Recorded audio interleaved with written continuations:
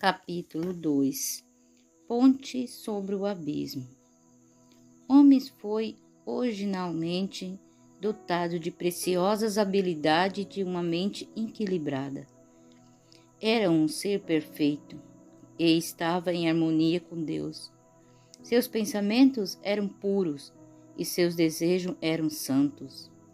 Mas, por causa da desobediência, sua mente se pervertiu e o egoísmo suplantou o amor. Por causa da transgressão, sua natureza ficou tão enfraquecida que ele, pela própria força, não mais conseguia resistir ao poder do mal. Ele foi capturado por Satanás, e assim teria permanecido para sempre se não houvesse a intervenção especial de Deus. Era o propósito do tentador frustrar o plano divino da criação do ser humano e encher a terra de miséria e sofrimento. Ele atribuiria todos esses males à obra de Deus ao criar o homem. Antes de pecar, o homem mantinha uma alegre comunicação com aquele em quem todos os tesouros da sabedoria e do conhecimento estão ocultos. Eclesiastes 2, verso 3. Mas depois do pecado, já não encontrava a alegria na santidade e procurava se esconder da presença de Deus. Essa ainda é a condição do coração não renovado. Ele não está em harmonia com Deus, nem demonstra satisfação em se relacionar com Ele. O pecado não consegue ficar feliz na presença de Deus e invita a companhia de seres santos. Se lhe fosse permitido entrar no céu, nem lá haveria felicidade para o pecador. O espírito de amor altruísta que domina ali, onde cada coração reflete o infinito amor, não despertaria a menor interesse em seu coração. Seus pensamentos, interesses e motivos seriam diferentes daqueles que caracterizam os habitantes sem pecado que ali estão. Ele seria uma nota dissonante na música celestial. Para ele, o céu seria um lugar de tortura e desejaria se esconder daquele que ali é luz, fonte de toda alegria. Não é um decreto arbitrário de Deus que incluir os ímpios no céu. Eles ficam do lado de fora por se sentirem inadequados na companhia dos santos. Para eles, a glória de Deus seria um fogo consumidor.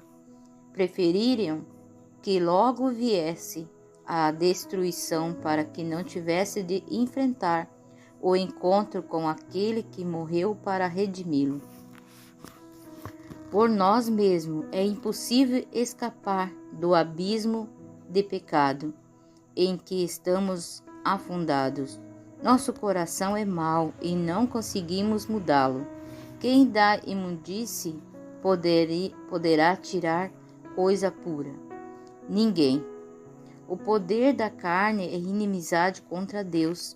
A educação, a cultura, o exercício da vontade, esforço humano, todas essas coisas têm sua importância, mas neste caso não tem poder para mudar a situação. Podem até mostrar um comportamento aparentemente correto, mas não transformar o coração nem purificar as fontes da vida. É preciso que haja um poder que opere no interior uma vida nova, vida de cima, para que o homem passe do estado pecaminoso para a santidade. Esse poder é Cristo. Somente sua graça poderá vitalizar as inativas habilidades espirituais e entrar a pessoa para Deus, atrair pessoas para Deus, para a santidade. O Salvador disse: se alguém não nascer de novo, a menos que receba um coração novo, novos desejos, propósitos e motivos, e passe a viver uma vida nova, não pode ver o reino de Deus. João 3, verso 3. A ideia de que é preciso apenas desenvolver o bem que existe naturalmente dentro da pessoa é um engano fatal. O homem natural não aceita as coisas do Espírito de Deus, porque lhes são loucura, e não pode entendê-las, porque elas se discernem espiritualmente. 1 Coríntios 2, 14. Não te admires de eu te dizer: importa a vós nascer de novo? João 3, verso 7. Está escrito acerca de Cristo: a vida estava nele e a vida era a luz dos homens. João 1, verso 4. Ele é o único nome dado entre os homens pelo qual importa que sejamos salvos. Atos, verso 4, capítulo 4, verso 12. Não basta perecer e perceber o compassivo amor de Deus, enxergar a benevolência e a bondade paternal do seu caráter. Não basta discernir a sabedoria e a justiça da sua lei para ver que ela está alicerçada sobre o eterno princípio do amor. O apóstolo Paulo viu tudo isso quando exclamou: consinto com a lei que é boa. A lei é santa e o mandamento santo. É justo e bom, mas em desespero acrescentou com o coração amargurado: sou carnal, vendido à escravidão do pecado. Romanos capítulo 7, verso 16 e 12 e 14. Ele desejava a pureza, a justiça, coisas que por si mesmo não tinha forças para alcançar, e clamou: desventurado homem que sou, quem me livrará do corpo desta morte? Romanos 7, verso 24. Esse é o clamor que vem de corações atribulados e todas as terras e em todas as épocas. Para todos existe apenas uma resposta: eis o Cordeiro de Deus que tira o pecado do mundo. João 1, verso 29. São muitas as imagens pelas quais o Espírito de Deus tem procurado ilustrar essa verdade, deixando-a clara para as pessoas que desejam se livrar do pesado fardo da culpa.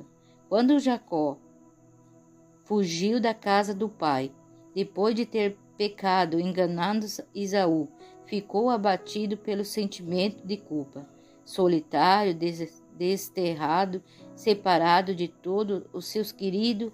O pensamento que lhe doía no coração acima de todas as demais era o temor de que seu pecado o tivesse separado de Deus e fosse abandonado pelo céu.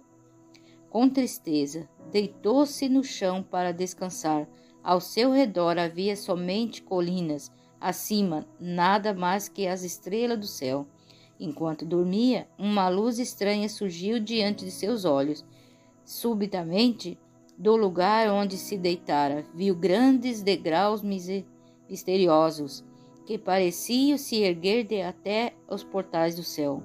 Sobre eles, anjos de Deus subiam e desciam. Das glórias alturas, ouviu-se a voz divina numa mensagem de conforto e esperança. Dessa maneira é que foi revelado a Jacó aquilo que o poderia suprir a necessidade e o desejo do seu coração: um Salvador. Com alegria e gratidão, ele viu a revelação da maneira pela qual ele, um pecador, poderia voltar a comunhão com Deus. A misteriosa escada do céu, sonho representava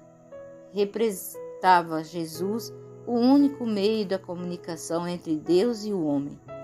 Essa é a mesma imagem que Cristo utilizou em sua conversa com Natanael, quando disse: vereis o céu aberto e os anjos de Deus subindo e descendo sobre o Filho do Homem. João 1, verso 51. Por causa do pecado, as pessoas ficaram alienadas de Deus e a terra ficou separada do céu, por causa do abismo que se abriu e deixou de haver comunhão entre Deus e as pessoas. Mas por meio de Cristo, a terra está outra vez ligada ao céu, com os próprios méritos. Cristo estabeleceu uma ponte sobre o abismo, criado pelo pecado, do modo que os anjos podem manter a comunicação com a humanidade. Cristo faz a ligação entre a humanidade pecadora, fraca e desamparada, e a fonte do poder infinito. Serão inúteis os sonhos de progresso do ser humano, como serão destituídos de sentido todos os esforços para enobrecer a humanidade, se ela negligenciar a única fonte de esperança. Toda boa dádiva e todo dom perfeito, Tiago 1,17, vem de Deus. Não existe verdadeira excelência de caráter fora dele. O único caminho para Deus é por meio de Cristo. Ele diz: eu sou o caminho e a verdade e a vida. Ninguém vem ao Pai senão por mim. João 14, verso 6. O coração de Deus ama seus filhos com um amor mais forte do que a morte. Ao dar o seu Filho, ele derramou sobre nós todo o céu, em apenas uma dádiva: a vida, a morte e a intercessão do Salvador, o ministério dos anjos, as súplicas do Espírito, a obra do Pai, atuando acima de tudo e por meio de todos, o incessante interesse dos seres celestiais. Tudo está sendo empregado em favor de redenção da humanidade. Contemplamos o precioso sacrifício que foi feito por nós. Esforçamo-nos para reconhecer o valor do empenho e da energia que o céu está dispensando para buscar os perdidos e levá-los de volta para a casa do Pai. Motivos mais fortes e instrumento mais poderoso não poderiam existir. A grandiosa recompensa de fazer o bem, as alegrias do céu, a companhia dos anjos, a comunhão e o amor de Deus, do seu Filho, enobrecimento e extensão de todas as nossas forças, através da eternidade. Não seria tudo isso um grande incentivo para que desejássemos consagrar nosso coração em amorável serviço ao nosso Criador e Redentor? Por outro lado, o julgamento de Deus, pronunciado contra o pecado, inevitável retribuição, a degradação do nosso caráter e a destruição final, são apresentados na palavra de Deus para nos alertar contra o servir a Satanás. Não deveríamos então ter em grande consideração a misericórdia de Deus? O que mais poderia ele fazer? Buscamos, pois, relacionar-nos com aquele que nos amou com maravilhoso amor. Utilizemos os meios que nos farão todos para que sejamos transformados à sua semelhança e restaurados à comunhão com os anjos ministradores e à harmonia e comunhão com o Pai e o Filho.